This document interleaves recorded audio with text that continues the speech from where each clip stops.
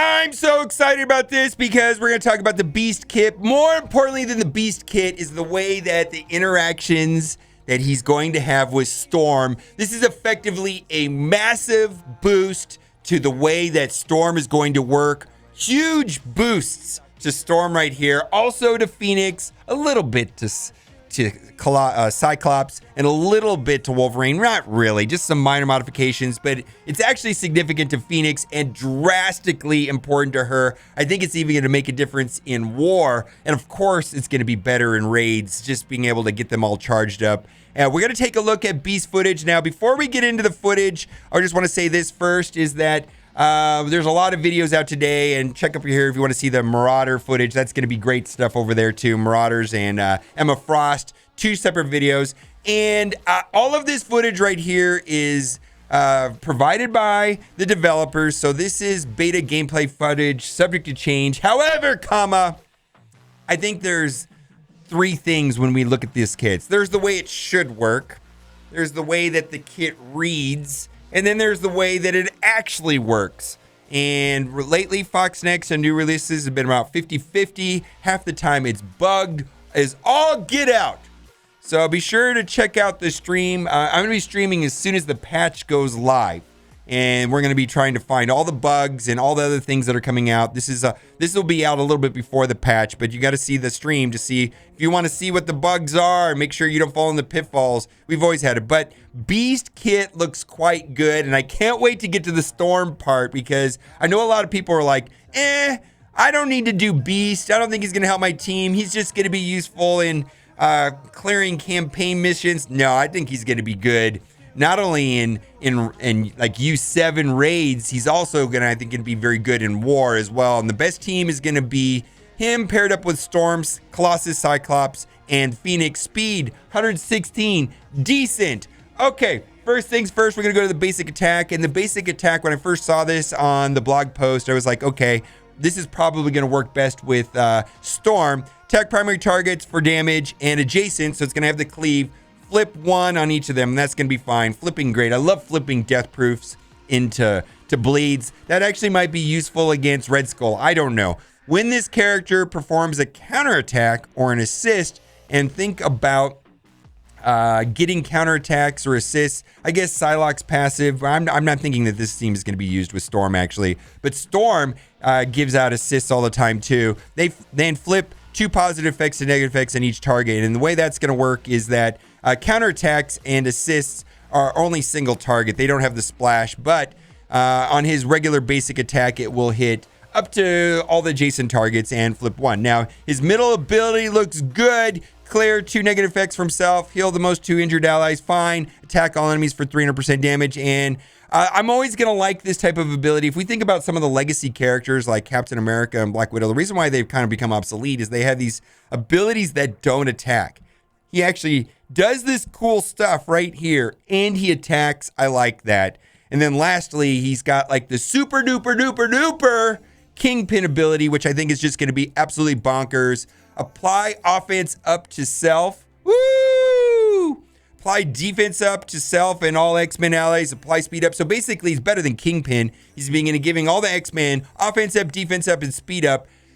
Imagine AoEing with Phoenix, AoEing with Cyclops, AoEing with Storm when they all have offense up. Yes, please nuke the whole board for billions of damage. I don't know, a lot. I think that's going to be very good and very important. And then also apply regeneration to give them a little bit more sustain. And then lastly, his passive, which I do like, has a special function in it for apply turn, apply regeneration to the most injured ally. Great.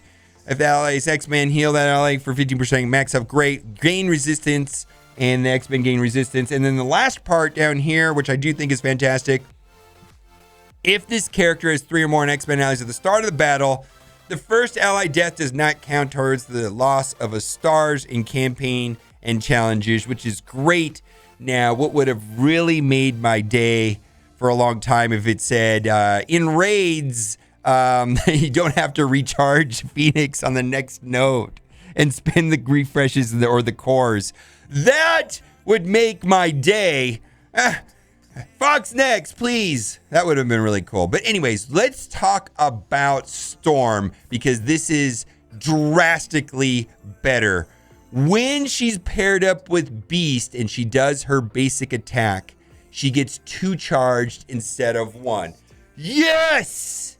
I can go into the first node of U7, run her with Beast. They probably won't die, and I can get her charged up before I'd have to run through multiple nodes. This is going to make getting her charged up so much better.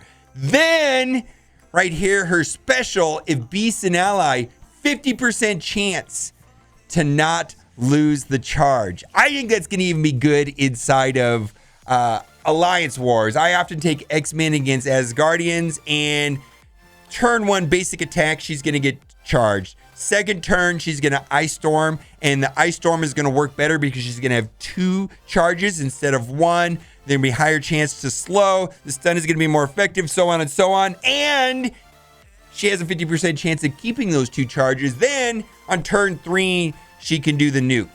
Woo! I'm a fan. I think that's great. I really do think that's great. And we're going to take a look at some footage of them playing here in a minute. Cyclops, this is not really that big of a deal.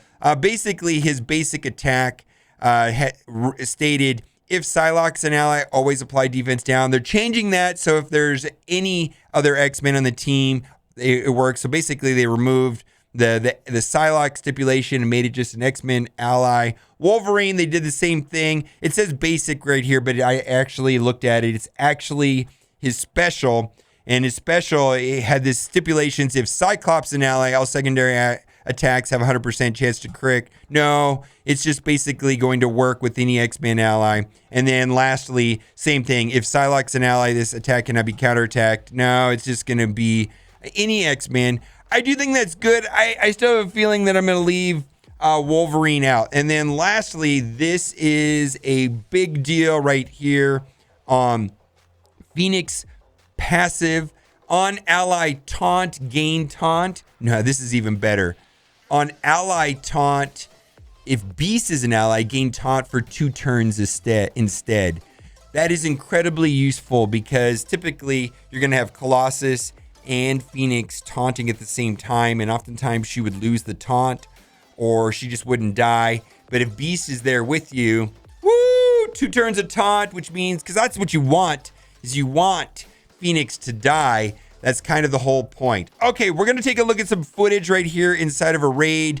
And I just want to put this out there again. Of course, this is, developer provided footage. So I don't know. I'm sure it's good, but we're going to have to test it out. And like I said at the beginning of the video, there's the way that it should work. Then there's the way that the kit reads. And then lastly, there's the way that it actually works in game.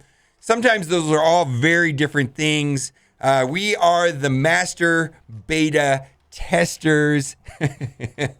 So when the patch comes out, I will be streaming. Up here in the top right-hand corner, there's a link to the Emma Frost video. Boy, they do look like they're going to be very good inside of War on Defense. And also, Emma Frost is going to have a cleanse to be able to clear all negative effects off of her and all allies, which, like if we're playing in PvP, there were 2 characters that I personally was relying on for that, and that was Invisible Woman or Scientist Supreme.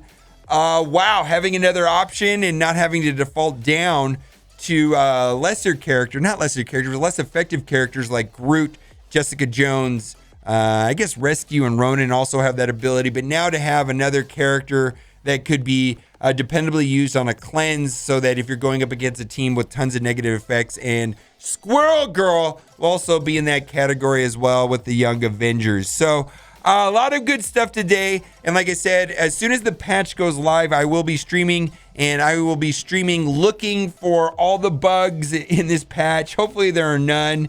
It'd be nice if there's none, but it's not the way it's been of late. And we're going to find all of them, and I'm pretty excited. So which character are you the most excited about? Are you most excited about Beast, Emma Frost, or Squirrel Girl? I kind of have different expectations for all of them. And no! Okay. And there we go. All right, guys. Thanks for watching. And keep on gaming. And head over to Twitch if you want to watch us go through all of the fun stuff that we do and find all the bugs. All right, guys. Thanks for watching and keep on gaming. Bye.